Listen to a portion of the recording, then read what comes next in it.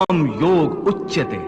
पार्थ, एक बात ध्यान में रखो, फल की वासना से फल पर ही दृष्टि रखकर कर्म करने वाला सकाम मनुष्य उत्तम कर्म करने पर भी कर्मयोगी नहीं हो सकता।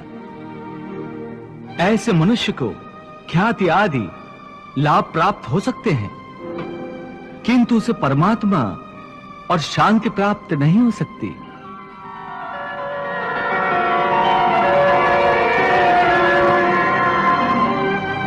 हे केशव, मनुष्य को पाप पुण्य दोनों बंधन कारक है। दोनों से भला बुरा प्रारब्ध बनता है।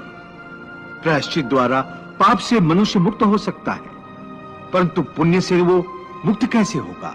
हे अर्जुन, पाप पुण्य, सुख दुख, यश अपयश आदि भावनाएं साधारण मनुष्य के लिए हैं, परंतु जो कर्मयोगी होते हैं वो इन भावनाओं से मुक्त होते हैं, आलिप्त होते हैं।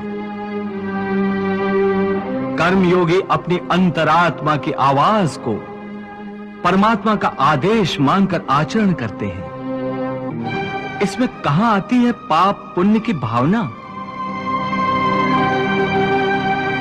हे पार्थ, यदि तुम मोह के अधीन हो गए हो तो निष्काम कर्मयोग कैसे अपनाओगे? तुम्हारी बुद्धि पर जो मोह के अंधकार का पटल छा गया है, उसे ज्ञान के प्रकाश से हटा दो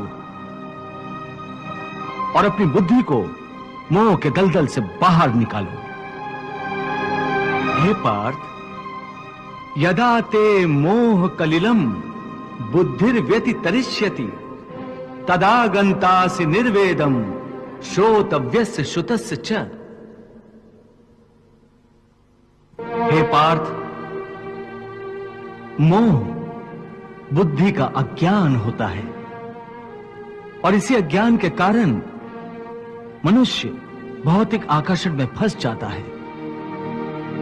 वो जानता नहीं कि देह तथा समस्त भोग नश्वर हैं, मिथ्या हैं।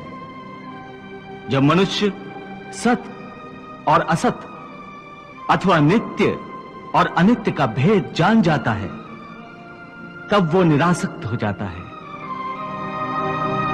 उसे किसी भी चीज का आकर्षण नहीं रह जाता।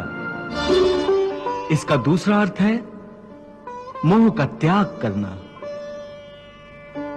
तथा मोह का लोप होने पर मनुष्य किसी भी प्रकार से किसी भी वस्तु की ओर आकर्षित नहीं होता। हे पार्थ, यथार्थ ज्ञान की प्राप्ति होने के बाद मोह का त्याग होता है।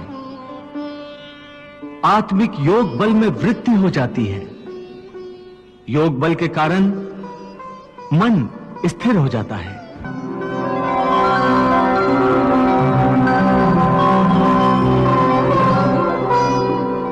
और स्थित प्रज्ञ होने के कारण मनुष्य का परमात्मा के साथ योग हो जाता है।